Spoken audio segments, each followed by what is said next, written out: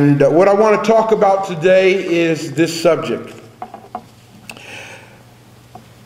And repeat it after me, please. We need to recover we need to recover our self-awareness. Say that.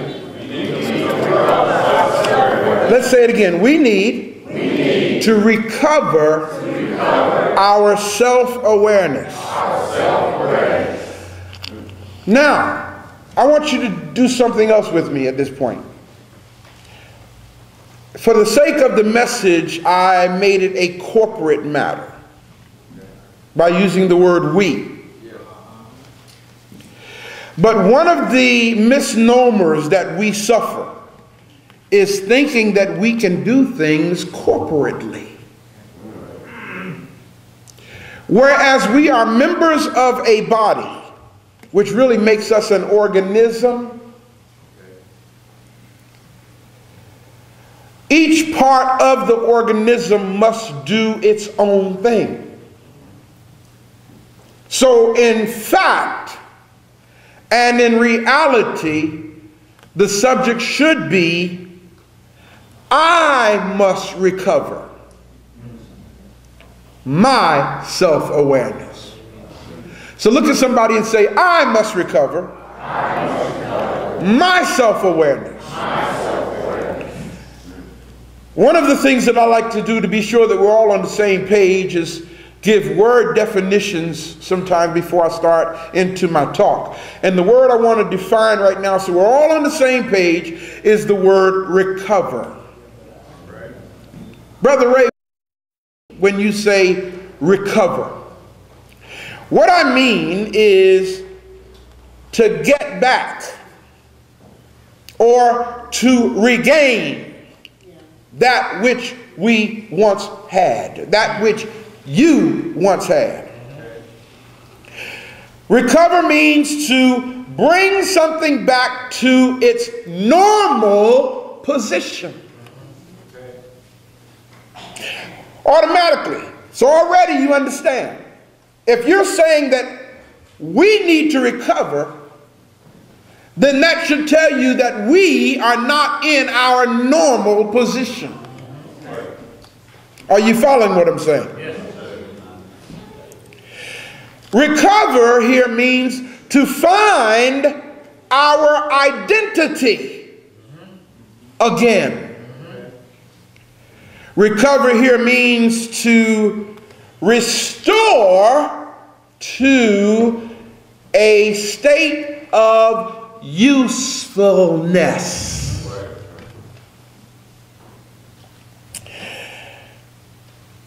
It is really something, brothers and sisters, how, and I hope you guys follow me well here, the removal of a person's self-awareness requires strategy.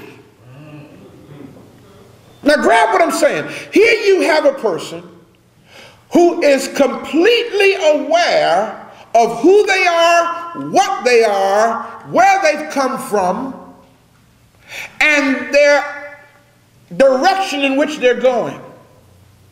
Here you have a people with that awareness, and then something happens, and those same people, not those very people, but the descendants, the next few generations later, the descendants of those people who had a self-awareness, who knew where they were going, who knew where they were, knew where they had came from, are now lost. Absolutely confused and powerless. Walking around in a maze of emotion without fact. We must recover. This strategy that was put in place, man. Now see, grab this if you can. An intelligence operation on the part of a power that sees how awesome you are. So I don't just come up to you and say, listen, I want to take away your self-awareness. I don't just come up to you and say that. I don't just walk up to you and in the space of 30 days think I'm going to make you not know who you are and then make you engage in behavior to destroy yourself. I know that's not going to happen. But I can see within a few hours how awesome you are. I can see just on meeting you that you are a people that have literally developed a land that is flowing with milk and honey. It doesn't take long to see that. And it also does not take long for me to realize that in order for me to be superior to you, I must come up with a plan to reverse what I see. Am I making sense? But I also know that the complete reversal of your present state is not going to happen in my lifetime. Which means I must put a plan in place. To whereas my great-grandchildren now own what I'm now looking at. Am I making sense? My children who are not even born yet will soon, in a couple of centuries, own all this wonderful accomplishment that I, as an invader, am beholding. Yes, yes. So in order to make that happen, what I must do is I must come at you with a smile on my face. I must step in and begin to praise you for how wonderful you are. Oh my goodness, you are such a great people. Go ahead. How you doing? Only a people who have God with them could accomplish what my eyes see. Oh, you have no idea how much I honor you. All while I'm bowing and showing that I honor you, in the back of my head I'm saying, but I am going to take this, what I see. Am I making sense? Yes. But you get hung up on the fact that I'm praising you. In fact, I'm praising you, and I'm going to bring gifts to you that really are worthless, but you don't know it. In exchange for the gifts that I'm bringing to you that y'all ain't never seen before, you're going to return gifts to me, like gold and diamonds and precious stones. Because we are exchanging gifts. Because see, what I have is not really valuable at all. You just haven't seen it before. But I know that the gold that you're giving me in exchange for the mess that I'm giving you is valuable, but you ain't going to miss it because you got so much of it. Come on, make it simple. Do y'all see this picture here? Use your imagination with me and see this picture. So now I come up with a plan. I come up with a plan that the first thing is to make you trust me. Because see, once I get you to trust me, then that's going to give me power in your decision making. That's what our enemy did. In fact, if you don't mind, I'm describing myself as the invader. I hope y'all caught that. Yes. See, just in case you were nodding off and you just woke up when I said I'm trying to get you to trust me, because if you trust me, then I'll have power of you. Then you say, what are you trying to say? I'm describing myself as what the invader did to us. Yes. All right. Then once I get into your environment and you welcome me with open arms to the point to as you even give me a beautiful place to live. You give me a beautiful place to live because that's your nature. Your nature is to be hospitable. Your nature is to be kind. Your nature is to be outgoing and loving. So you give me, and not only that, but man, you also introduce me to your people as your special guest. Now it's deep because there's always somebody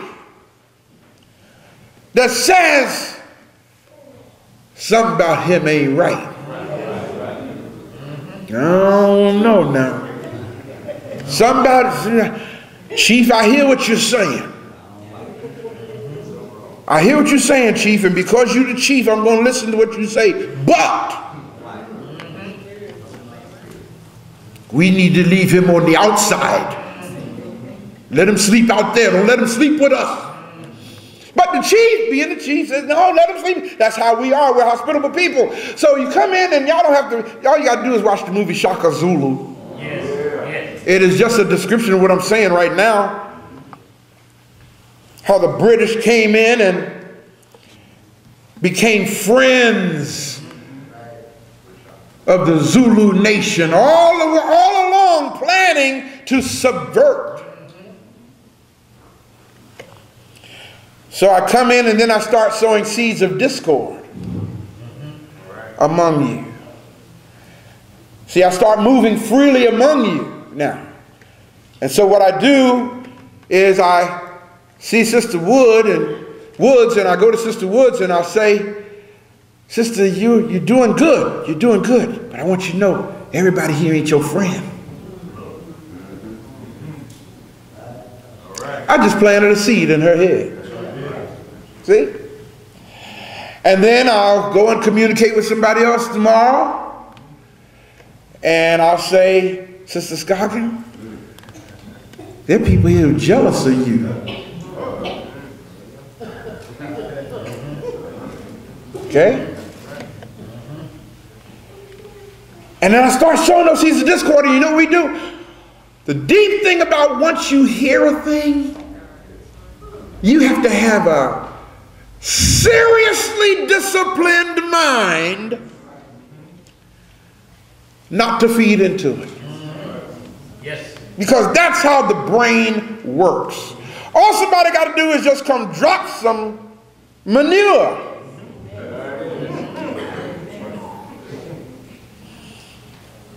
And you fan it. Instead of getting some disinfectant and getting rid of it, we fan it. And then all we know is there's stink in the air. We don't even really know where it came from. All we know is there's something in the air. Something in the air. In the earth. That's how I sit here in Missouri. Most of the invaders of Africa were accepted as friends because we thought our invaders' intentions were good. Dr. John Henrik Clarke said, never think for a moment that the invader comes to civilize. The psyche of our people was so affected by the widespread dismantling of our culture and our institutions, and then after confiscating our natural resources, manipulating the men and women.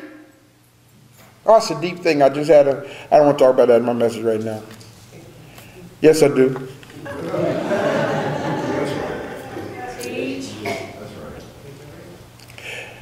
I've been hearing, and that's all I'm going to say about it, I've been hearing a whole lot of talk about pray for Bishop Eddie Long. Y'all, let me say something to you. Pray for the young people. whose lives are messed up. Somebody assaulted them. Somebody did. Or they wouldn't even be saying anything. Okay? These are young people whose lives are shot, messed up, and going to need a lot of therapy. So if you must send up some timber, send it up for them young people. Got me? And that's all I'm going to say on that right now. Y'all read my blogs on my Facebook page.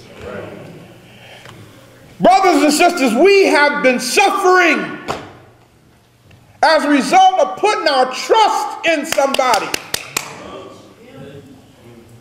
We trusted somebody who meant to harm us. See, it's one thing to put your trust in somebody and they hurt you and they didn't mean to hurt you. There's remedy for that. Yes. But there are people who strategically plan to hurt you. Yes. Yes. Look at somebody and say, their heart is not right. And y'all got to open your eyes to see that. Y'all hear what I'm saying? One of the things I've dealt with in the last and recently is people keep trying to reconcile me with people. Look at somebody next to you and say, Brother Ray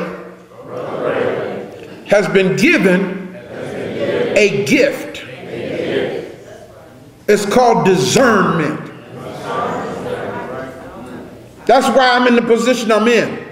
It goes with the position. You understand what I'm saying? And brothers and sisters, please understand. I got to say this. I'm trying to stick to my message, but I just got to flow with this morning. Please stop trying to reconcile me with people whose heart ain't right. I don't know how to say it without calling names. Y'all hear what I'm saying? Yes. Are you sure? Yes. Now all you have to do is listen to a person. If you have any kind of common sense, just listen to the way a person talks and you know where their heart is. There are people who I don't want in my space. And you better get to that point too. Don't want everybody in your space just because they're chocolate.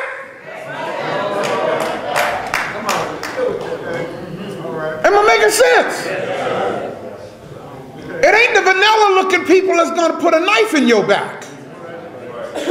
Every stab that's been in my back has been from somebody chocolate.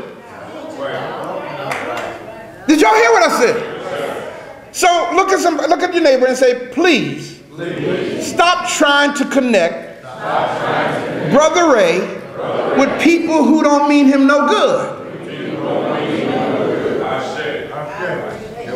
See, there's some of us who mean well. We just want unity with everything. Like our young brother right here, Brother Sharon. He wants unity with everybody. If Sharon, he want to unify a dog and a cat if you let him. He want them to live in unity. Some things just aren't to be united by nature. Y'all hear what I'm saying? We're doing a great work, brothers and sisters. Okay? And I don't want this work contaminated by people who are on a... Say it again. Whoo! Come on, just say it. That's right. All right. Got an agenda. Okay? We got people who come into the African village and see the village as a platform. That's what they see, right? For them to proliferate their activity. If you can't see that, then respect the fact that I do. Ashay? Okay, cool. You sure? All right. You sure? All right. Then if you really sure, say this with me. Say, Bro Ray, we ain't going to try to reconcile you anymore with folk that you don't want to be reconciled with. Ashay? Cool, I'm building something here, man. I don't want negative energy around me. That's the problem with us, man. Brothers and sisters, I know without a doubt in my mind that God loves us. Yes. Did you hear me? You know how I know God loves us? Because we are hard-headed. Yes. Say that. We've been hard-headed for a long time. And as long as we've been hard-headed, God keeps sending messengers to help us. That's how I know God loves us. See, some of us would have gave up on us a long time ago. Some of us would have said, these Negroes just ain't going to listen. And I'm tired. I'm tired of trying to get them to listen. God doesn't do that with us. Anytime you have a person of African descent who says to you, I'm not an African. Don't call me an African. Are y'all grabbing this? Anytime you have a person of African descent who is ashamed of their ancestry and then turn around and say to you, I've been washed in the blood to be set free from that pagan stuff.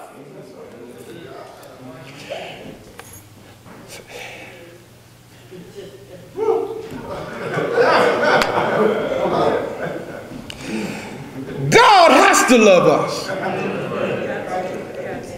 That's just like a child, if I can use this analogy, that's just like a child slapping its mother, saying, I didn't come from you. You ain't have nothing to do with my existence. I'm ashamed of you. I don't want to be identified with you. I don't want to have nothing to do with you. I belong to the slave master.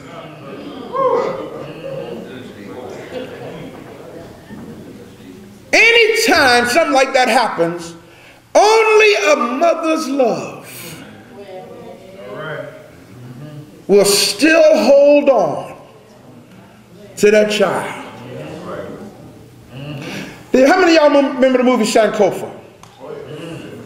Y'all remember the young man in the movie Sankofa, Joe, who was the mulatto, who was Nunu's son? How many of you did not see the movie? Let me see if you did not see the movie. Oh, we need to show that here again. We need to show that here again so y'all can see that. But Nunu's son, Nunu was raped on the slave ship coming over from Africa by the ship hands. So she really didn't know who Joe's father was. All she knew is Joe's father was a white man. And you can look at Joe and see that. And Joe was adopted by the priest of the Roman Catholic Church and was raised on the plantation, but he was raised under the tutelage of this Roman Catholic priest who was telling him, Joel, and showed him Jesus on the cross and said, Joel, he died for your sins, Joel.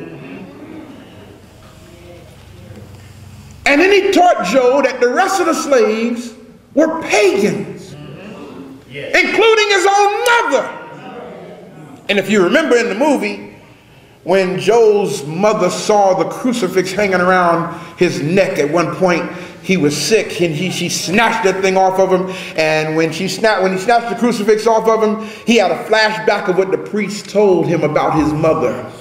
And he reached up and grabbed his own mother by the throat and choked her to death and drowned her. Well, that is simply a depiction, brothers and sisters, of what black folk do when they want to hold on to Christianity.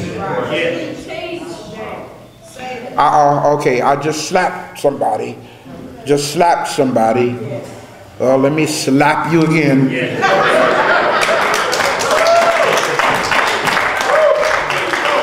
Let me just say it a little bit more palatable this time. When you choose of your own free will and accord to hold on to the device that has brought nothing but division, destruction, and death to your people, when you choose to hold on to that, that is the same thing as slapping the ancestors that told you, please don't do that. But God keeps loving us, because God keeps sending us messengers. Think of all the messengers who are gone now. Marcus Garvey. Think of him. A man who had the greatest vision for us in the 20th century. And what do we do? What did we do? We let the man die penniless. Had to leave the country because we wouldn't even stand with him. We supported him until pressure came. Look at somebody near you and say, if you can't stand the pressure, then stay out of the fight. This is a fight, people. This is not a picnic we're talking about, man. This is a fight. This is a fight for the future of our young people. That's what this is for. I don't know if you realize this or not, but in case you haven't noticed it, y'all, things ain't going too well for us. We live in an environment that is not geared for our best interest. I know a lot of y'all think so because a chocolate man is in the White House. And you think that things are better for us. No, it's not. In fact, y'all, that was the Novocaine. That was the injection of Novocaine that they injected you with to get you ready for what's really coming. Are y'all hearing what I'm saying? Now we getting ready to kill a lot of black folk. So let's anesthetize them by giving them a person who appears to be an African. Put him in the White House. I am just as far from my notes today as I can be. Oh boy. We have neglected our African selves by falling in love with what our invader gave to us. Did y'all hear what I said? We love it. Can't nobody do me like Jesus. Can't nobody do me like the Lord.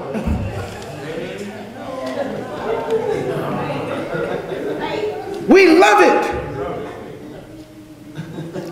They gave us,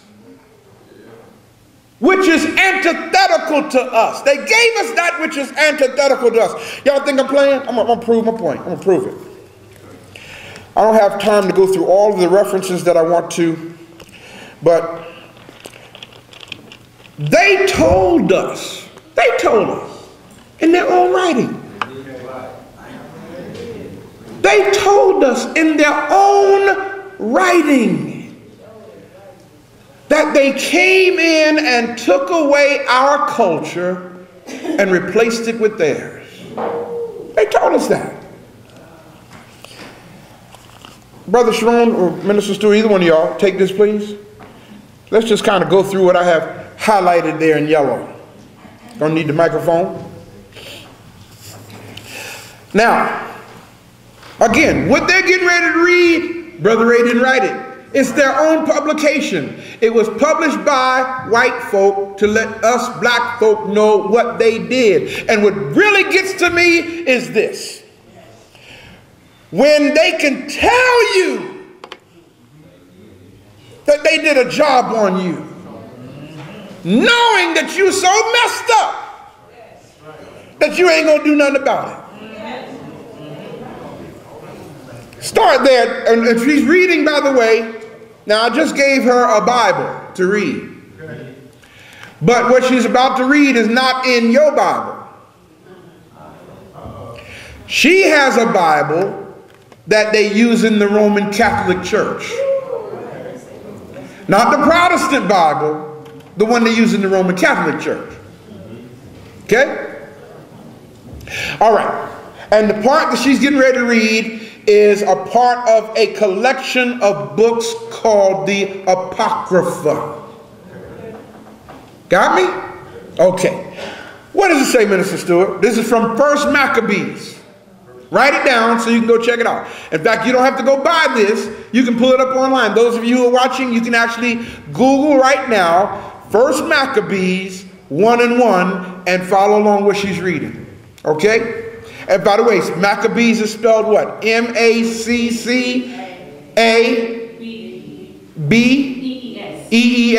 M-A-C-C-A-B-E-E-S. Okay? Read, Minister Stewart. What does it say? This history begins. Now notice this, y'all. They're telling us. They're telling us this. And one of the reasons why they took what she's about to read out of the biblical text is because what she's reading now historically took place. See, the Bible is not a historical book. Y'all grabbing this? But what she's about to read actually happened. And it doesn't fit with the collection of the biblical text because you're talking history with fiction. This is not fiction what she's reading. Read, sister, what does it say? This history begins. This history begins with Alexander the Greek. With Alexander the Greek. Notice, they didn't call him the Great. They call him the Great. I call him the Oh, you call him the Greek. Okay, all right. Go ahead. All right. Okay. Thank you. Go ahead. Son of Philip of Macedonia. Son of Philip of Macedonia. Marched from Macedonia. Now, wait a minute. Let's get this so everybody understand. How many of you guys have ever heard of Philip of Macedonia? Yeah. Wow. Okay. Y'all, let me do this as quickly as I can. Philip of Macedonia was a Greek. He was Alexander's daddy. Got me? Alexander the Greek's daddy. Okay? Philip of Macedonia, as I said at the top of my message, he saw the greatness of Africa. Okay? And when he went into Africa, he said, I have got to find a way to get this. Y'all grabbing what I'm saying? Okay, but what happened is he was assassinated before he could carry out his plot. So his son, Alexander, decided to carry out his dad's last will and testament. You following this? Okay, go ahead. He marched from Macedonia and attacked Darius, king of Persia and Media. Yep. Alexander enlarged the Greek Empire by defeating Darius and seizing his throne. Yes. He fought many battles, captured fortified cities, yes, and put the kings of the region to death. Yes. As he advanced to the ends of the earth, he plundered many nations. And when he had conquered the world, actually it should say the then known world, according to the European mind. Okay, we're talking about the Greco-Roman Empire here, the Mediterranean basin. You follow what I'm saying? Okay, the area around the Mediterranean Sea, because Alexander never went to Japan. Alexander never went to North America or South America. You follow what I'm saying? Or Mexico. He didn't go over the oceans like that. Okay? So when it says the world, it means the seat of power at that time. Continue.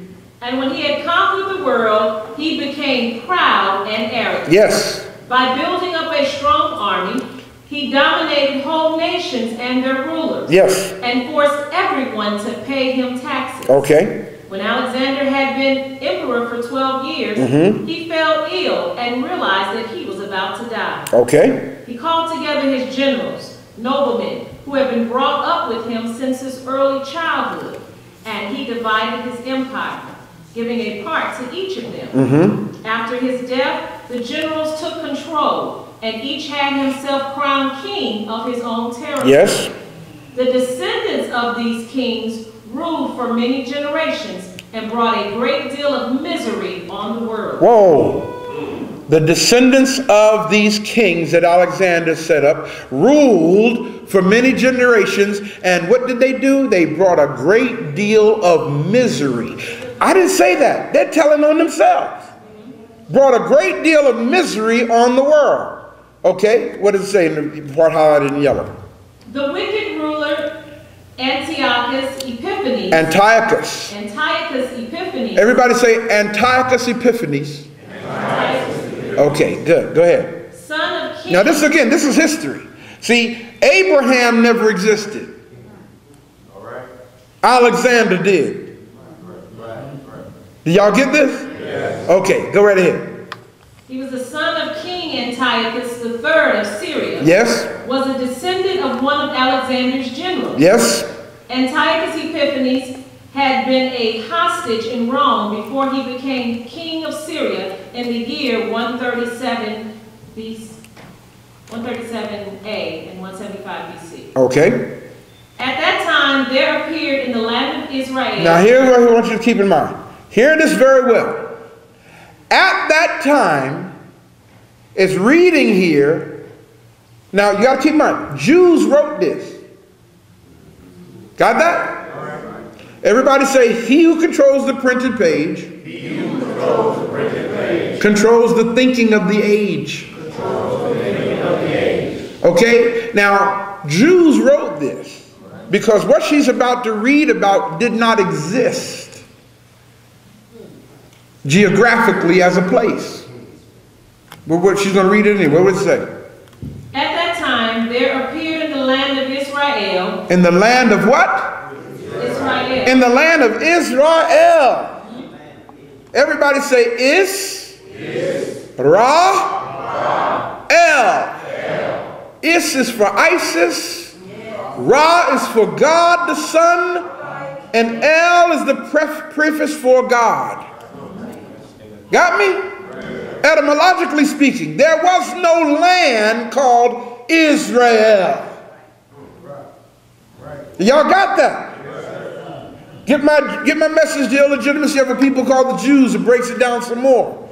So when it says here, there were in the land of Israel, it's talking Africa. Go ahead. There appeared a group of traitorous Jews. A group of what? Traitorous Jews. Traitorous Jews.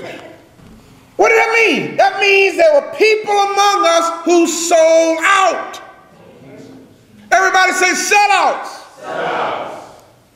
See, that's what causes the enemy to have so much power. Because rest assured, somebody among us is going to be a sellout. By feeding into the junk that the enemy wants to bring. Continue. They had no regard for the law. They had no regard for the law. And who had a bad influence on many of our people. Uh-oh. These sellout Africans had no regard for Ma'at. And not only did they have no regard for Ma'at, they had a bad influence on other Africans. They must have had YouTube back then.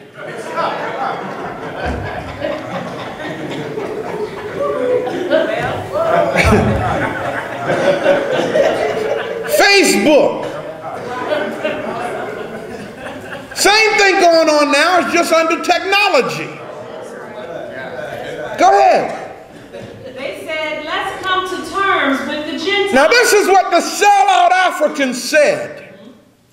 Let's come to terms with our invaders. Why? For our refusal to associate with them. Because here we are trying to take a stand as revolutionaries, and it's causing us some problems. It's brought us nothing but trouble. Brought us nothing but trouble. Go ahead. This proposal appealed to many people. Wow. And some of them became so enthusiastic about it that they went to the king and received from him permission to follow Gentile customs. Wow. Are y'all hearing this? That's what it say right there. Africans actually went and got permission to follow European ways. Y'all getting this? Now, when did this happen? Alexander invaded Egypt in 332 BCE. That's right. Come on. All right. Go ahead. They built in Jerusalem a stadium like those in the Greek cities. They had surgery performed to hide their circumcision. Ain't this deep? Brothers, can you imagine after becoming a grown man, having surgery done to hide your circumcision? Now, you've already been circumcised because that was the African cultural way of circumcising a male child before the 7th day after birth. But now you're taking on the Greek ways, and to fit in so you can take on their ways, you're going to have surgery done to put skin back. That's wanting to be like them too bad. That's wanting to be like them a little bit too much. Go ahead. They abandoned the holy covenants. They abandoned the holy covenant of their ways. Go ahead. Started associating with Gentiles. Started associating with Europeans. That's who Gentiles are, by the way. In fact, the word associated there means intermarrying with. Go ahead. And did all sorts of other evil things. And did all sorts of other evil things. Now, brothers and sisters, I encourage you to go ahead and pull up the Maccabees. Pull up the Maccabees online. Read the rest of it, okay? Because I would just take too much time of my message time here continuing to read that. But here you have the beginning of our predicament. When black Africans can ask if it's all right for me to act like a European and take on their ways. And now today in 2010, black Africans want to say we who are trying to return or recover our self-awareness are preaching false doctrine. Because we're trying to return ourselves to who and what we were. Brothers and sisters, you got to understand, we have neglected our African selves by not only taking on European ways, but by falling in love with European ways. If that happened back in the 3rd or 4th century BCE,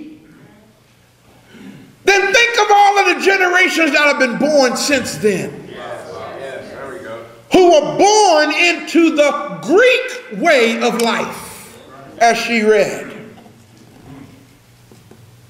Anytime, I gotta go there, gotta go on and say it. Anytime a black man can find pleasure in orally sodomizing a young black male, he has taken on and fell in love with the Greek way of life.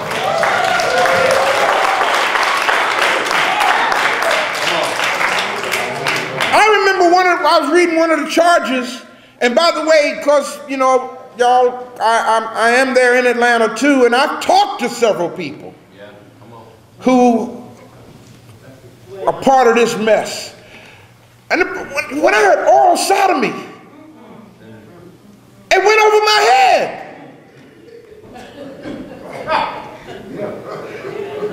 I've heard of oral sex, and I've heard of sodomy. But the two together charged with oral sodomy? Are y'all probably went over some of y'all's head too. That's why I'm trying to make sure you get it. Oral sodomy. Sodomy is back at the back door.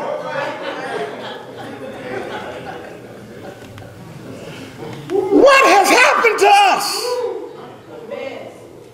When you got people among us who can do some stuff like that. Y'all mighty quiet.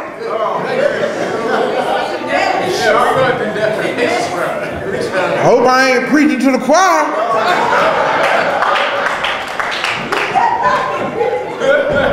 If I'm preaching to the choir, I'm in the wrong place.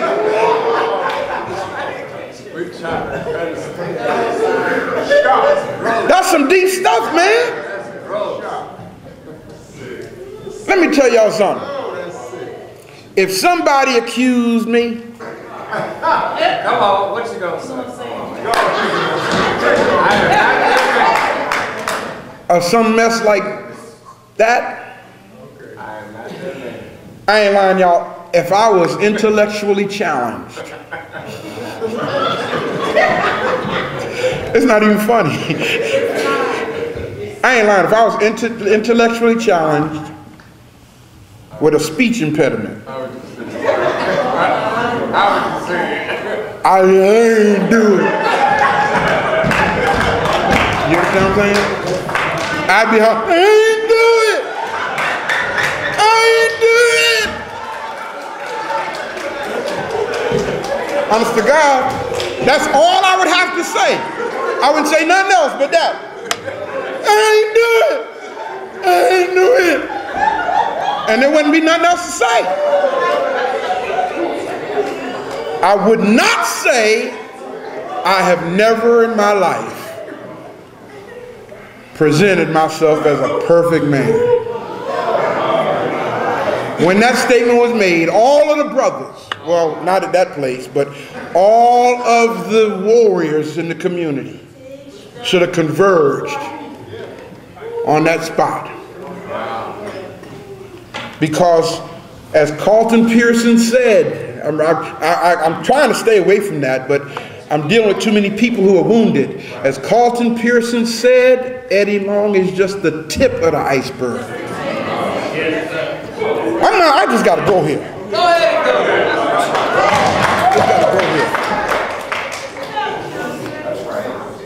Y'all keep saying, I'm going to go ahead and, I never said this before.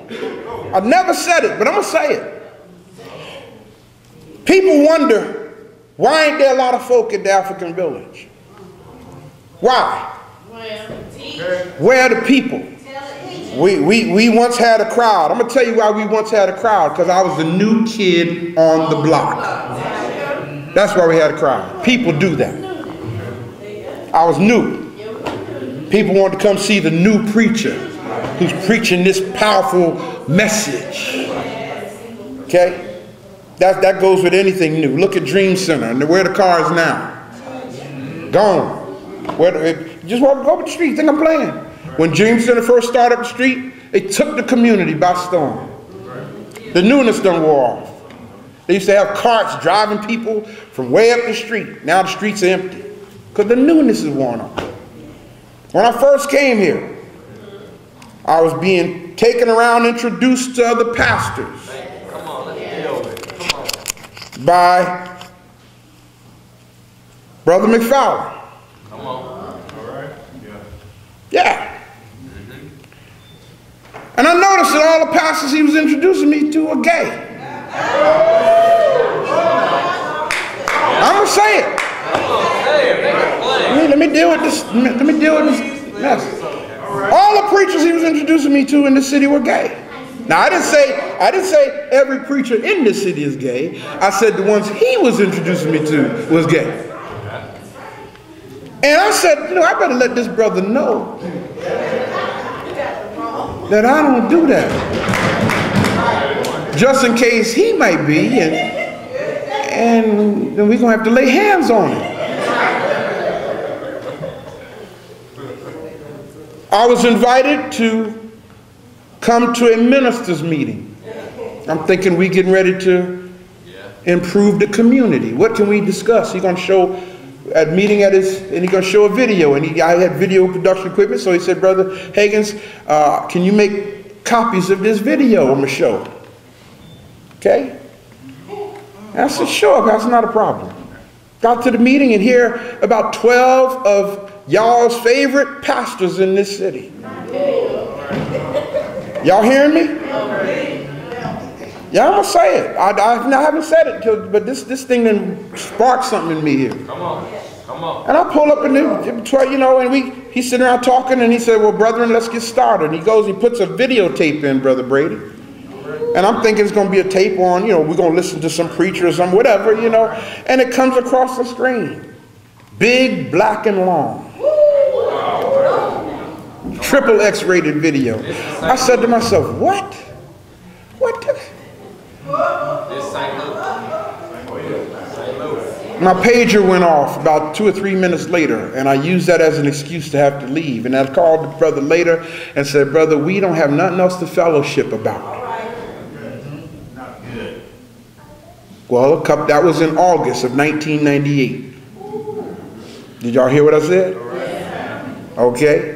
Well, a couple of months later, these same preachers decided to march up in here to try to have y'all get rid of me.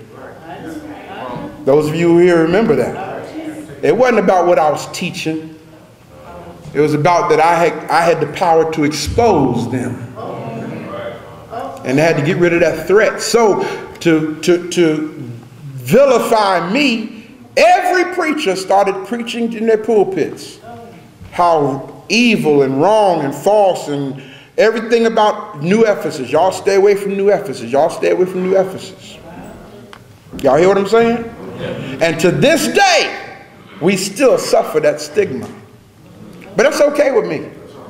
I'd rather suffer the stigma, okay, of where pastors try to vilify us, because I will not participate in that mess. I'd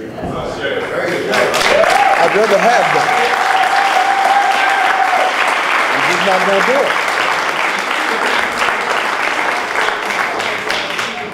What are we going to do as a people when our religious leaders become like the sellout that Minister Stewart just read about and say, let us come to terms and take on the Greek way of life?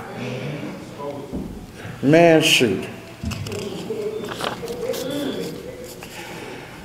Let me close. I got about 8 minutes left, if that much.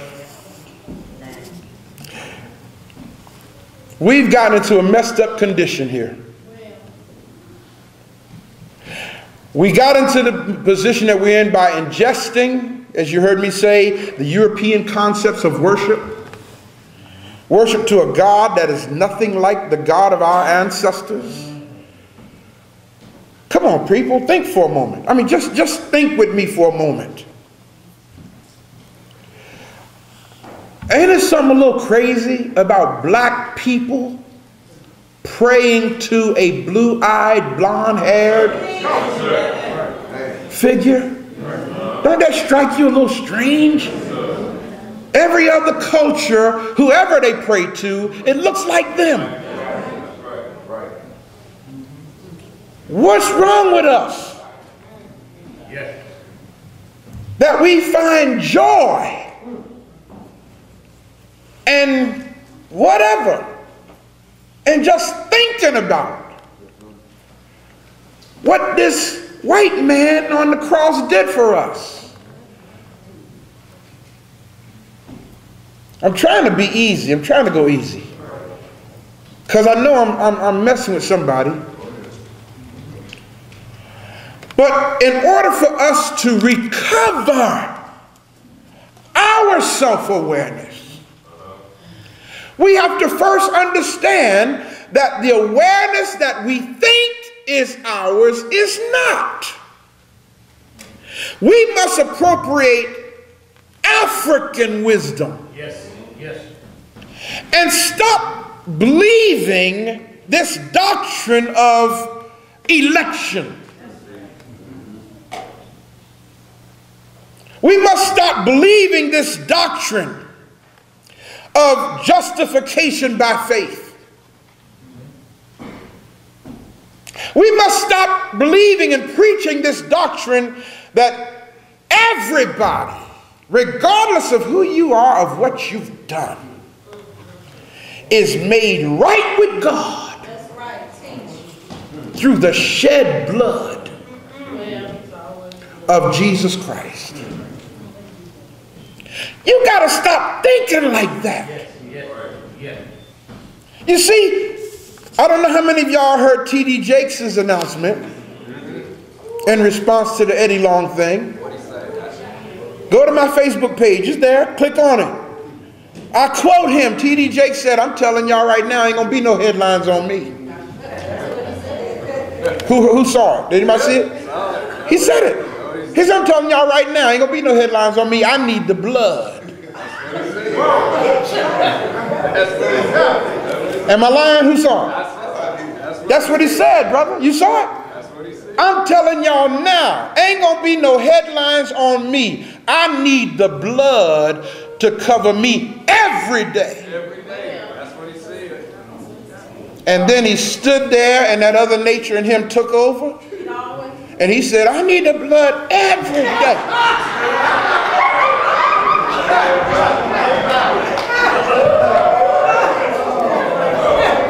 Who saw it? Am I making it up? If you didn't see it, go to my Facebook page. Again, Carlton Pearson told everybody. See, Carlton came out. Carlton, they put him out the church, but at least he's happy because he ain't got to hide no more. Carlton said, Eddie Long is just the tip of the iceberg.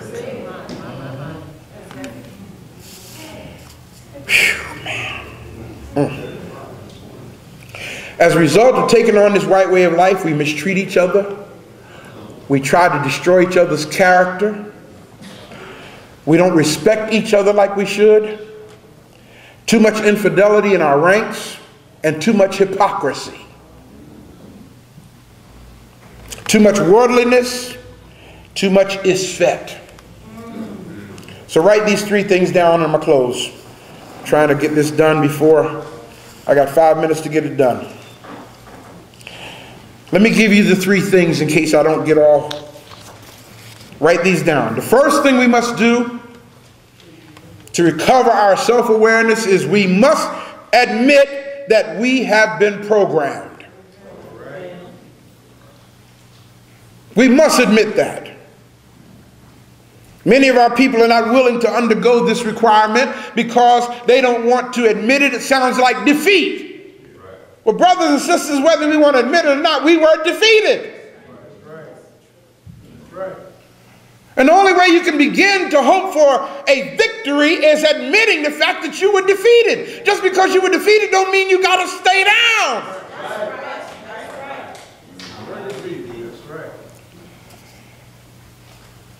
It's amazing, man. I had so many people, people fussing at me. Fussing at me because Eddie Long did something wrong. I'm trying to say we need to be praying for these young men. How dare you? How dare you say something like that about Bishop? He's your bishop. He ain't my bishop. Y'all hear what I'm saying? We defend the Greek way of life. Africans come along and we attack them for trying to get us back to who we are. Second thing is we must understand history. We don't realize the nature of the process of our own destruction because we haven't studied history in sufficient depth.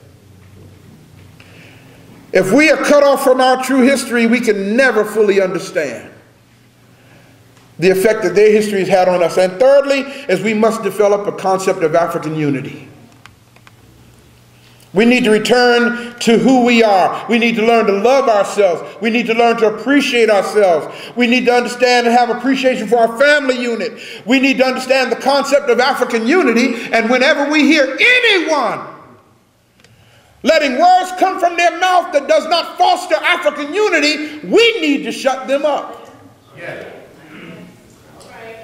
It ain't a matter of taking sides. Anybody who speaks out against another African, something's wrong. I say it again. Anybody who speaks out against another African, something is wrong. We'll never have get-togetherness as long as that's happening among us. The balance of the land lies in Ma'at. If we don't do Ma'at, we ain't going to ever get it right. Truth, justice, righteousness, harmony, balance, reciprocity. The only hope we have, brothers and sisters, is doing Ma'at so that we can live. You hear what I'm saying? Ashe.